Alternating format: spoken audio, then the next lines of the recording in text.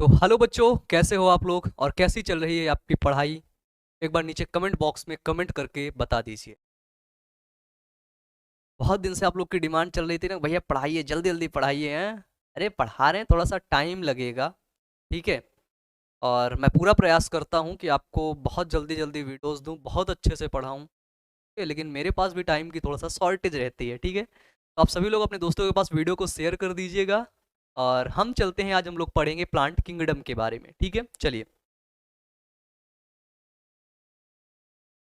हम लोग plant kingdom के बारे में पढ़ने वाले हैं। फिर पढ़ते हैं, फिर हेडिंग बना लेते हैं प्लांट किंगडम। एक सेकंड।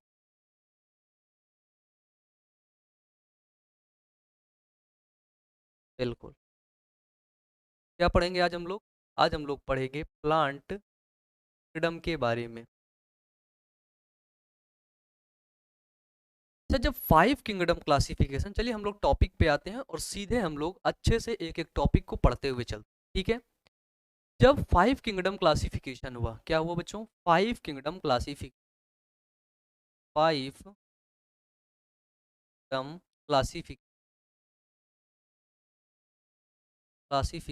हुआ, जिसको किसने दिया? आर एच विटेकर ने दिया। ठीक है। आर एच विटेकर ने सभी को कितने भागों में बांट दिया? 5 भागों में बांट दिया 5 किंगडम क्लासिफिकेशन। ठीक है। सबसे पहला किंगडम क्या था आपका? मोनेरा। जैसे आपको मैं बताऊं कि जो सबसे पहले, जो प्यारे बच्चों, जो आपके जो है साइनोबैक्टीरिया थे। ठीक है, क्या था? जो आपके साइनोबैक्टीरिया ब्लू ग्रीन एल्गी थे, क्या थे? साइनोबैक्टीरिया। ध्यान रखिएगा इस चीज को। साइनोबैक्टीरिया ब्लू ग्रीन एल्गी थे। ठीक है, इन सभी को रखा था किंगडम प्लांटी में। ठीक है। क्यों रखा था? रीजन क्या था? क्योंकि ये फोटोसिंथेसिस करते थे। ठीक है, क्या करते थे? फोटोसिंथेसिस की क्रिया करते थे, प्रकाश संश्लेषण की क्रिया करते थे। फिर इनको जब उठा के रख दिया गया किस पे? किंगडम मोनेरा में। किस पे रख दिया? किंगडम मोनेरा में। फिर इनको बताया गया कि ये शैवाल नहीं है। क्या है? शैवाल नहीं है।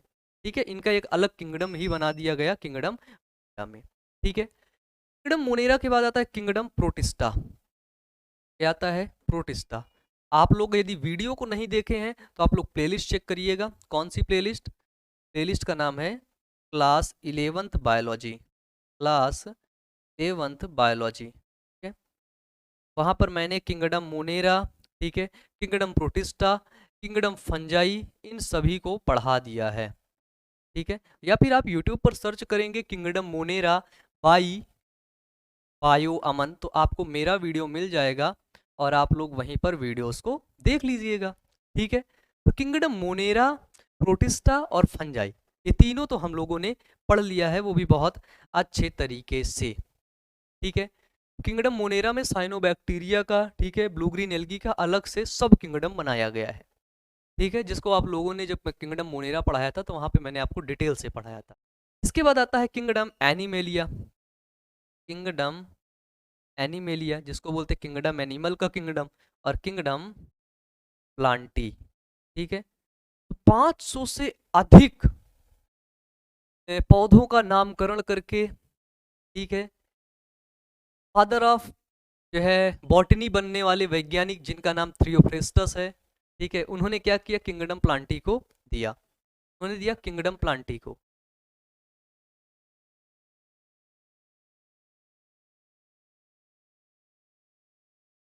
ठीक है। तो किंगडम प्लांटी से, किंगडम प्लांटी को किसने दिया?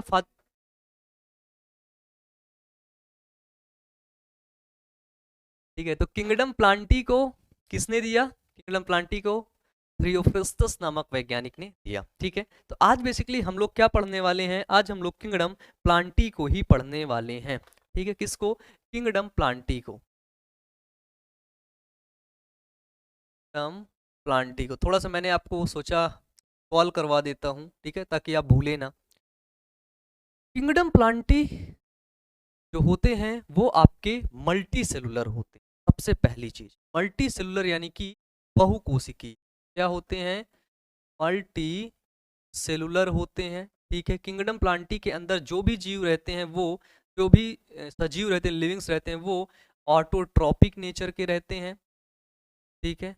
मल्टी सेलुलर मतलब बहुकोशिकी, ऑटोट्रॉपिक मतलब खुद से खाना बनाते हैं, वो स्वपोषी होते हैं। ठीक है। इसके बाद ये सभी यूकैरियोटिक होते हैं। कैसे होते हैं? यूकैरियोटिक होते हैं। कभी भी भूल के प्रोकैरियोटिक मत बोलना। कैसे होते हैं? ये सभी आपके यूकैरियोटिक होते हैं। ठीक है। ऑटोट्रॉपिक नेचर के होते हैं, यूकैरियोटिक होते हैं। ऑटोट्रॉपिक नेचर के होंगे तो ये फोटोसिंथेसिस की क्रिया करते हैं। की क्रिया करते हैं फोटोसिंथेसिस, प्रकाश संश्लेषण की। बताओ, पेड़ पौधा, आपका जो पौधा है, आपने कोई पौधा लगाया है कि नहीं? बताइए, बताइए जल्दी कमेंट बॉक्स में। आपने कोई पौधा लगाया है तो ये पौधा फोटोसिंथेसिस करेगा कि नहीं करेगा? बताइए। फोटोसिंथेसिस करके खाना बनाएगा कि नहीं बनाएगा? बनाएगा ना? बनाएगा ना? यस या नो? बताइए, यस या नो जवाब दीजिए, जल्दी से जवाब दीजिए, यस या नो। बनाएगा ना? बनाएगा कि नहीं? यस या नो? बनाएगा? यस, बनाएगा। ठीक है, चलिए। तो जब किंगडम प्लांटी की बात करते हैं तो ये सारी चीजें हमारे दिमाग में होनी ही चाहिए। ठीक है। अब हम किंगडम प्लांटी का क्लासिफिकेशन देखते हैं। किंगडम प्लांटी को कितने भागों में क्लासिफाइड किया गया है, इस चीज को देखते हैं। चलिए, चलें आगे बढ़ें। प्लांटी का क्लासिफिकेशन, किंगडम प्लांटी, प्लांटा लिख गए, देख रहे हैं?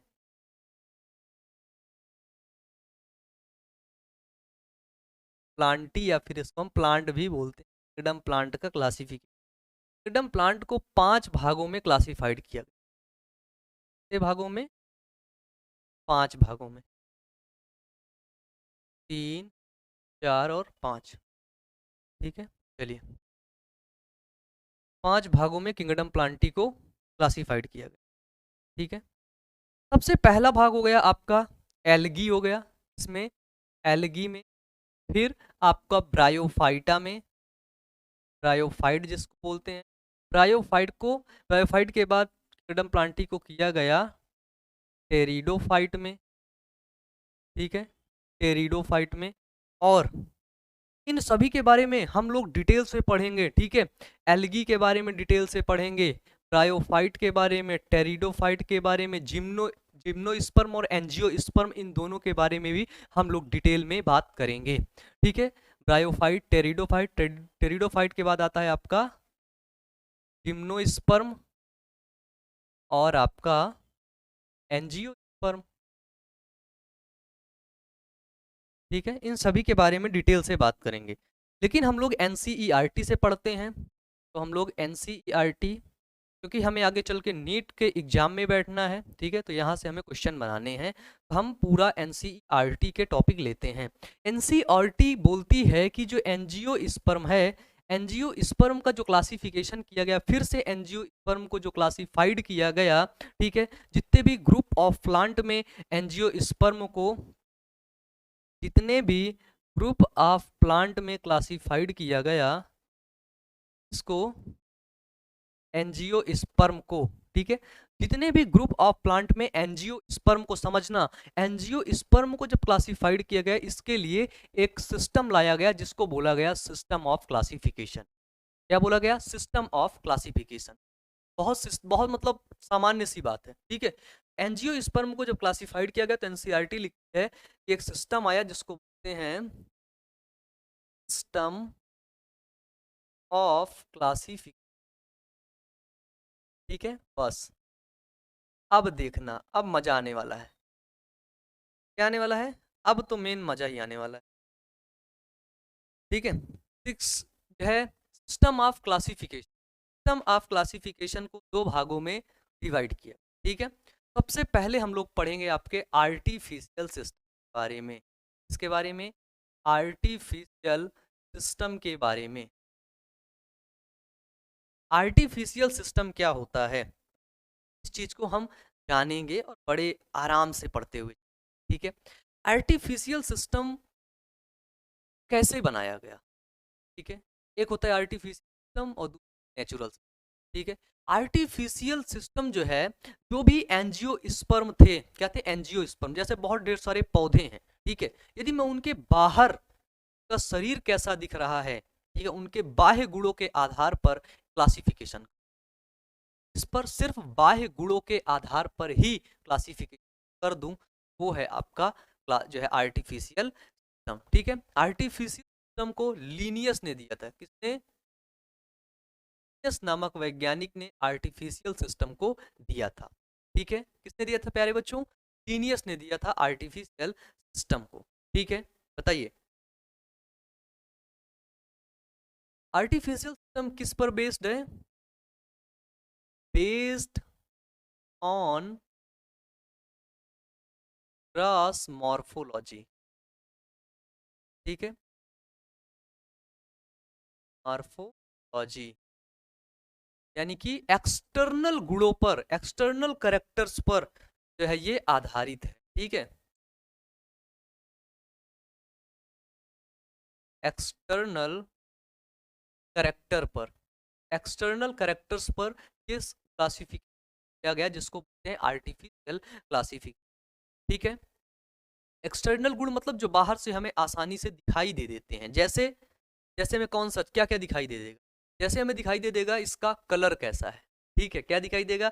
कलर कैसा है, इसका कलर कैसा है, इसका हैबिटाट कैसा है, हैबिटाट नहीं सॉरी हैबिट कैसी है। ठीक है, मीठा है खाने में, तीखा है, किसी पत्ती में क्या है ना, ऐसे कर कलर कैसा है, इसका हैबिट कैसा है। ठीक है, और shape of leaf, shape of के आधार पर इसको क्लासिफाइड किया गया, इसको बोलते हैं आर्टिफिशियल सिस्टम। ठीक है, किसने किया? लीनियस ने किया। इट में जब भी क्वेश्चन पूछेगा बताएगा आर्टिफिशियल सिस्टम को क्लासिफाइड किसने किया? लीनियस ने। जैसे बर्ड, बर्ड आपको एबिस के अंदर रखा गया है। ठीक है, उसका एक अलग किंग वो है, किंगडम है, फाइला है। इसके बाद अगर इंसेक्ट देखा जाए, इंसेक्ट को आर्थ्रोपोडा में रखा गया है, एनिमल्स हैं। और आपका जो बैट देखा जाए, बैट्स वो मैमल्स के अंदर रखे गए हैं। इसके अंदर मैमल्स के अंदर, है ना। तो आप समझ सकते हैं इस तरीके से ये आर्टिफिशियल सिस्टम सही नहीं है। ठीक है, और एक चीज और सबसे महत्वपूर्ण बात है इसमें, जो सेक्सुअल रिप्रोडक्शन है और वेजिटेटिव रिप्रोडक्शन को सामान्य वेटेज दी गई है, बराबर मान्यता दी गई आर्टिफिशियल में, जबकि वेजिटेटिव रिप्रोडक्शन और सेक्सुअल रिप्रोडक्शन एकदम से अलग है। ठीक है, वेजिटेटिव रिप्रोडक्शन कट के कोई नया भाग बना लेता है, लेकिन सेक्सुअल रिप्रोडक्शन में गैमीट बनता है, फिर वो गैमीट फॉर्म होकर के फ्यूजन करता है, फ्यूजन करके एक नया जाइगोट बनाता है। ठीक है, इसमें क्या किया गया है, वेजिटेटिव एंड सेक्सुअल रिप्रोडक्शन को इक्वल वेटेज दी गई। क्या दी गई है? वेजिटेटिव एंड सेक्सुअल रिप्रोडक्शन को, सेक्सुअल रिप्रोडक्शन इक्वल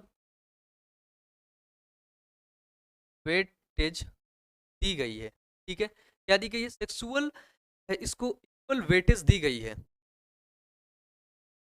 ठीक है, सेक्सुअली और वेजिटेटिव। अब आप ही बताइए, सेक्सुअली अलग होता है, वेजिटेटिव अलग रिप्रोडक्शन है, सेक्सुअल अलग होता है। ठीक है, सेक्सुअल रिप्रोडक्शन में बिल्कुल बहु वैसी ही संतानें उत्पन्न होती है, वेजिटेटिव में ऐसा बिल्कुल भी नहीं होता। थैलस लाइक स्ट्रक्चर पता नहीं कैसे बन जाए वो, लेकिन सेक्सुअल रिप्रोडक्शन में बिल्कुल अच्छे से, है ना, हूबहू संतानें उत्पन्न होती। बताइए होती है कि नहीं? यस या नो? यस या नो? इसको लीनियस ने दिया। ठीक है, आर्टिफिशियल क्लासिफिकेशन लीनियस ने दिया स्ट्रक्चर ऑफ एंड्रूसियम को देख करके, स्ट्रक्चर को देख करके, स्ट्रक्चर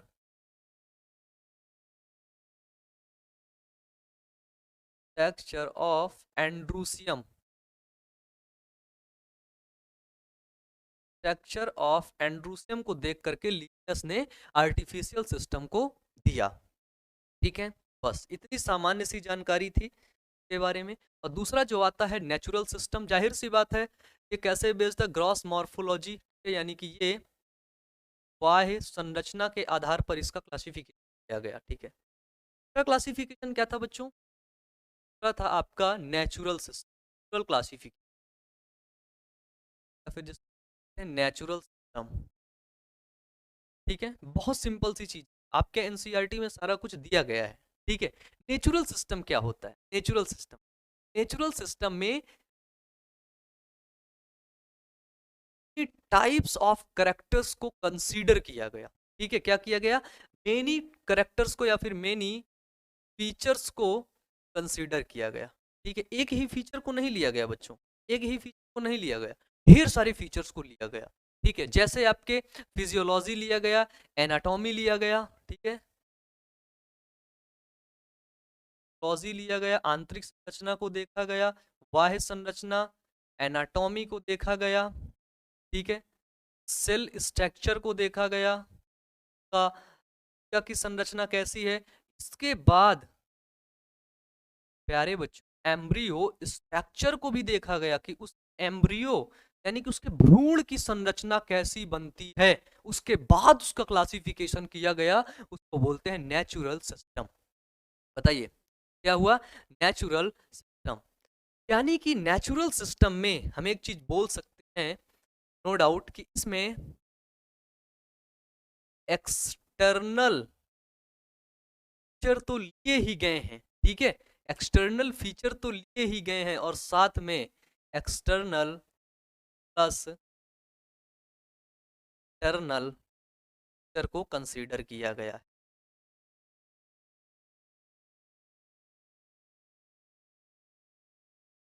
ठीक है, एक्सटर्नल और इंटरनल दोनों फीचर्स को कंसीडर किया गया है। ठीक है, दोनों फीचर्स को लिया गया है।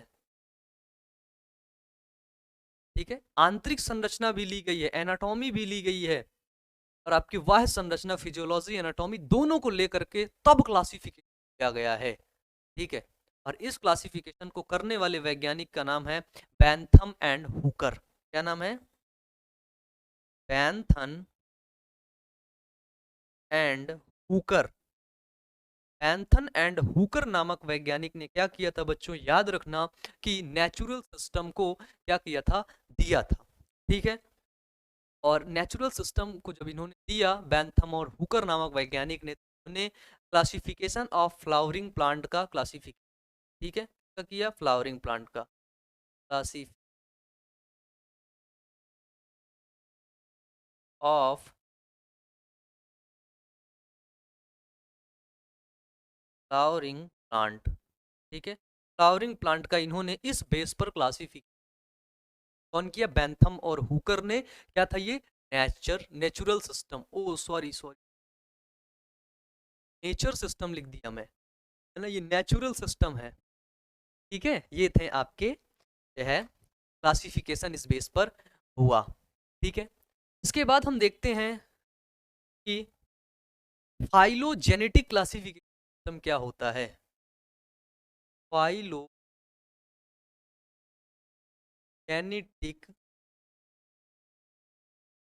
क्लासिफिकेशन, ठीक है, फाइलोजेनेटिक क्लासिफिकेशन सिस्टम बहुत महत्वपूर्ण है और आपके एनसीईआरटी में दिया गया है, इसको डिटेल से पढ़ना है। फाइलोजेनेटिक क्लासिफिकेशन क्या होता है। बहुत ढेर सारे बच्चे बहुत प्यारा प्यारा कमेंट करते हैं, ढेर सारे कमेंट आते हैं आप लोगों को, बहुत सारा प्यार मिला मेरे को, है ना, और नो डाउट आप पसंद करते हैं मेरा पढ़ाना। तो काफ़ी बच्चों की डिमांड थी कि भैया इंग्लिश मीडियम वालों को पढ़ाइए, तो मैं इंग्लिश और हिंदी दोनों को लेकर के साथ चल रहा हूँ ताकि आपकी नीट की प्रिपरेशन और बेहतर हो सके, है ना। याद रखना हमेशा खुश रहना और लोगों को खुशियाँ बांटते रहना। ठीक है, जीवन में तुम्हें हमेशा खुशी, है ना। चलिए, अगर हम बात करें फाइलोजेनेटिक क्लासिफिकेशन सिस्टम, ये आपका एवोल्यूशनरी बेस्ड है। क्या है, एवोल्यूशनरी बेस्ड क्लासिफिकेशन है।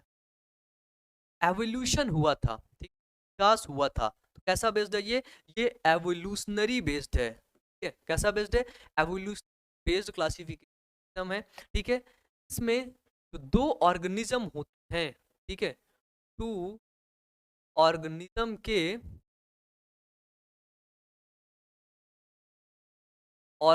के क्या होता है कि कॉमन एंसेस्टर होते हैं, कॉमन एंसेस्टर्स, मतलब कि दो ऑर्गेनिज्म बने, एक ये बना और एक आपका ये बना, दोनों ऑर्गेनिज्म अलग अलग हैं, लेकिन इन दोनों का जन्म यहीं से हुआ।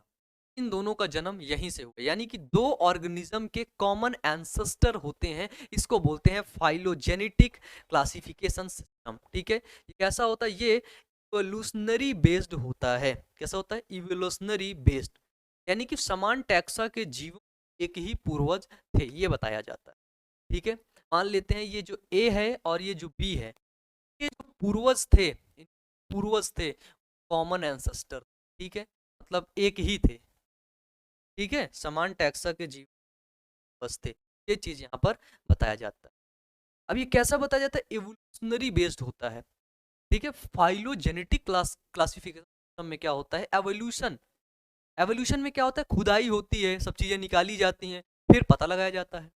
सोचो जब खुदाई होती है तो हमको क्या चाहिए, बताइए, हमको जीवाश्म चाहिए ना, हमको अवशेष चाहिए ना।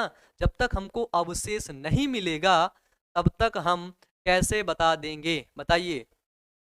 हमको क्या चाहिए, फॉसिल की रिक्वायरमेंट है, फॉसिल्स हमको, फॉसिल्स की नीड होती है, फॉसिल्स चाहिए तभी हम इस क्लासिफिकेशन को करेंगे। ठीक है, और कभी कभी क्या होता है, फॉसिल ऑलवेज नॉट अवेलेबल, है ना, कभी कभी जो फॉसिल होता है वो अवेलेबल नहीं होता है। जब फॉसिल अवेलेबल नहीं होता है तब हम क्या करते हैं, तब हम क्या करेंगे, तब भी तो हम कुछ उपाय करेंगे ना। तो उसके लिए इस फाइलोजेनेटिक क्लासिफिकेशन में तीन चीजें बताई गई हैं। पहला, न्यूमेरिकल टैक्सोनॉमी, क्या बताया गया, न्यूमेरिकल टैक्सो, देखो बच्चों, न्यूमेरिकल टैक्सोनॉमी क्या किया जाता है, जो भी जीव होता है वो नंबर में डिवाइड, नंबर, बहुत ढेर सारे नंबर दे दिए जाते हैं। ठीक है, उसको करेक्टर दे दिया जाता है, उस करेक्टर को, इस जीव को एक कोड दे दिया जाता है, और वो कोड कैसा होता है, कोड एक वो नंबर में होता है। ठीक है, इसके बाद उसकी कंप्यूटर बेस्ड प्रोग्रामिंग कर दी जाती है। ठीक है, ताकि जब भी वो प्रोग्रामिंग आए तब पता चल जाए कि ऐसा जीव है। ठीक है, ये जीव यहाँ पर मिला था, ऐसा उसके बारे में सारा कुछ चल के आ जाए। ठीक है, इसके बाद इसका जो नंबर होता है वो लार्ज नंबर कंसीडर किया जाता है, छोटा नंबर नहीं, बड़ा नंबर दिया जाता है इसको, ताकि आसानी से पता चल जाए कि पृथ्वी पर एक जीव तो है नहीं, बहुत ढेर सारे जीव हैं। ठीक है, तो ये होता है आपका न्यूमेरिकल टैक्सोनॉमी, में जीव को नंबर दिया जाता है, फिर उसकी कंप्यूटर प्रोग्रामिंग कर दी जाती है। ठीक है, इसके बाद आता है कैरियो टैक्सोनॉमी, क्या आता है, Cairo taxon, Cairo taxonomy, Cairo का मतलब आप न्यूक्लियस से समझ रहे हैं ना, बिल्कुल सही समझ रहे हैं। ठीक है, कैरियो टैक्सोनॉमी को याद रखिएगा, साइटोटैक्सोनॉमी के नाम से भी जानते हैं। ठीक है, karyotaxonomy is also known as cytotaxonomy.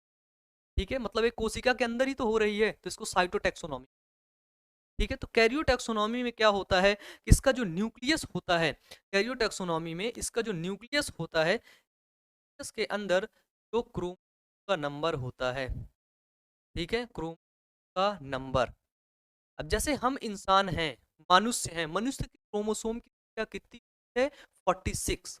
ठीक है, 46 गुणसूत्र हैं, 46 ही होता है ना, सभी में इतने समान ही गुणसूत्र होंगे, और अगर कम ज्यादा हो गए तो वो डिसऑर्डर होते हैं, क्रोमोसोमल डिसऑर्डर।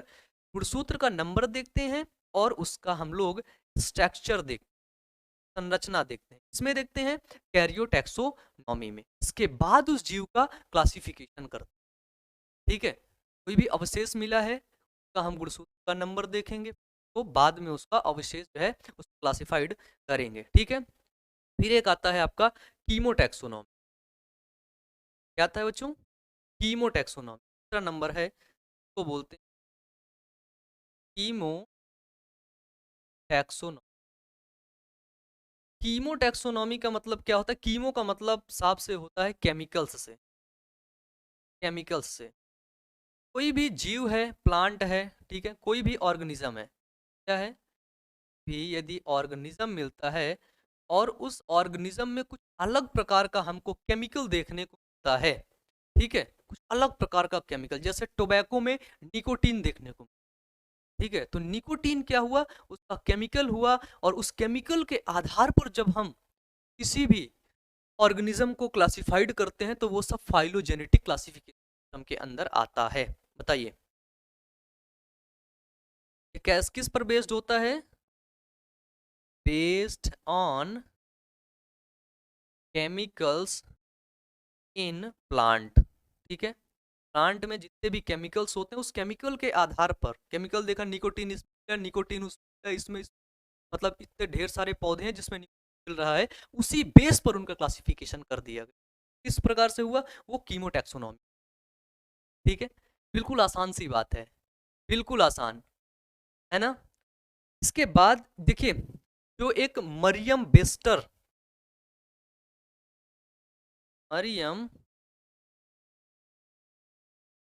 वेबस्टर नामक वैज्ञानिक ही टैक्सोनॉमी को क्या करते हैं, जो है परिभाषित करते हैं, ठीक है, डिफाइन करते हैं। तो टैक्सोनॉमी ये होता है। ठीक है, जैव रासायनिक संरचना के आधार पर जब वर्गीकरण किया जाता है, जैव रासायनिक संरचना केमिकल स्ट्रक्चर्स के आधार पर जब क्लासिफिकेशन किया जाता है तो वो जाता है आपकी कीमोटैक्सोनॉमी, ये कीमोटैक्सोनॉमी। ठीक है, सबसे पहले हमने क्या देखा, एक बार रिवीजन कर लेते हैं जल्दी जल्दी। सबसे पहले हमने देखा किंगडम प्लांटी, प्लांट किंगडम के बारे में पढ़ा, मुनेरा, प्रोटिस्टा, फंजाई, एनिमिलिया और प्लांटी। इसके बाद हमने क्या देखा, किंगडम क्लासिफिकेशन, किंगडम प्लांट को देखा, multi cellular, autotrophic, eukaryotic, photosynthesis. के बाद हमने किंगडम प्लांट को क्लासिफाइड किया, देखा 5 भागों में बांटा गया। एल्गी के बारे में हम नेक्स्ट क्लास में डिटेल से पढ़ेंगे, उसके बाद ब्रायोफाइट, उसके बाद टेरिडो, जिम्नो और एनजीओ। एनजीओ स्पर्म के बारे में एनसीईआरटी ने बताया है कि एनजीओ स्पर्म को ग्रुप ऑफ प्लांट में क्लासिफाइड किया गया है। ठीक है, वो ग्रुप ऑफ क्लास जो जिस क्लास में क्लासिफाइड किया गया उसको बोलते हैं system of classification. System of classification दो होता है, एक होता है आर्टिफिशियल सिस्टम जिसको लीनियस नामक वैज्ञानिक ने दिया स्ट्रक्चर ऑफ एंड्रूसियम के आधार पर। इसमें एक्सटर्नल कैरेक्टर्स को देखा गया, एक्सटर्नल फीचर ही ऐड किए गए। लेकिन जो आपका नेचुरल सिस्टम है, ठीक है, नेचुरल सिस्टम को आपके बैंथन एंड हुकर नामक वैज्ञानिक ने दिया। इसके बाद इन्होंने क्लासिफाइड किया क्लासिफिकेशन ऑफ फ्लावरिंग प्लांट को। ठीक है, इसमें एक्सटर्नल और इंटरनल दोनों फीचर्स को कंसीडर किया गया। ठीक है, यानी कि फिजियोलॉजी भी देखा गया, एनाटॉमी भी देखा गया, सेल स्ट्रक्चर और एम्ब्रियो के स्ट्रक्चर के आधार पर जब क्लासिफिकेशन किया गया वो था आपका नेचुरल सिस्टम। नेचुरल सिस्टम के बाद आपने देखा फाइलोजेनेटिक क्लासिफिकेशन सिस्टम जो एवोल्यूशनरी बेस्ड होता है। ठीक है, इसमें फॉसिल की नीड होती है। ठीक है, लेकिन हर समय फॉसिल अवेलेबल नहीं होता है, जिसकी वजह से जैसे ये मेरे को एक पेड़ मिला, ठीक है, और इस पेड़ में निकोटीन पाया जा रहा है। क्या पाया जा रहा है? निकोटीन।